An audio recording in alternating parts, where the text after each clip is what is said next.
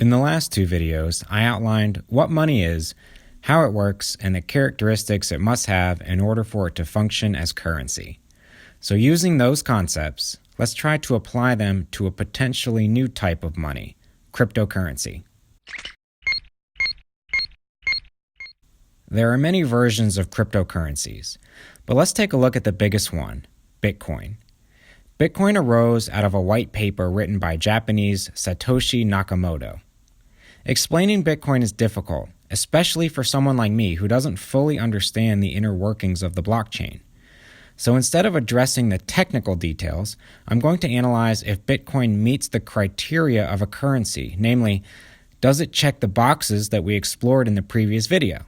Let's take a look. Number 1, acceptability. Do people accept it as a form of payment?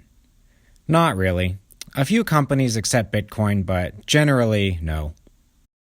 Number 2, durability. Does it last? Yes. It does not degrade over time, doesn't spoil, and can't be broken. Number 3, portability. Can you transport it easily? Yes, it's completely electronic. It's more portable than traditional currency. Number 4, divisibility. Can you easily make change? Yes, it's electronic, which means you can divide it more than traditional currency. Number 5, uniformity. Are all Bitcoins the same? Yes, every Bitcoin is the same as every other Bitcoin. Number 6, limited supply. Does Bitcoin have a limited supply of money? Yes, only 21 million Bitcoin will ever be created. This is built into the code and cannot be changed. It actually has a more limited supply than other currencies, which may be problematic in the future, but for now, gets a check. Number 7, stability. Does the value of Bitcoin stay stable over short periods of time? No. The price of Bitcoin compared to the US dollar has fluctuated dramatically over time. Maybe one day it will stabilize, but right now, no. Number 8, fungibility. Can a Bitcoin be transferred for another Bitcoin equally? Yes, any Bitcoin is equivalent to any other Bitcoin. Since Bitcoin isn't a physical object, uniformity and fungibility converge into essentially one element. So does Bitcoin work as a currency? No, not yet. People don't widely accept it, and the price fluctuates dramatically. But it has a lot of potential and does solve two of the fundamental problems with money, trust and control. It takes trust out of the equation and has a mathematical formula that not only limits the money supply, but verifies that transactions are legitimate, making fraud basically impossible, quantum computing notwithstanding. And it also means you can't manipulate the money supply, a significant problem if control is given to the wrong hands. That being said, there are drawbacks to the currency.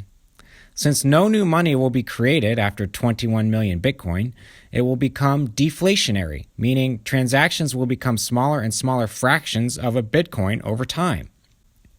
Some people say this is a good thing because the value of your money increases over time. But it may also incentivize people to hoard the capital and not use it, waiting for the value to increase. Either way, the pros and cons of this must be considered. And since there is no central authority, no back doors exist on the system. If you forget your password, it's over. You can't have someone unlock your account for you. Convenience is sacrificed for security. Imagine that the supply of Bitcoin decreases more every year because people die and there is no way to transfer the account. This has already happened before and adds to the deflationary system's problem. The bottom line is, I have no idea if Bitcoin will become the new standard or if cryptocurrency in general will replace the traditional money system, but it certainly has the potential to do so. The point I'm trying to make in this video is that money has changed dramatically over the centuries, from bartering to gold coins to gold-backed paper money to fiat currency. And now we may be on the cusp of changing it again, going natively digital.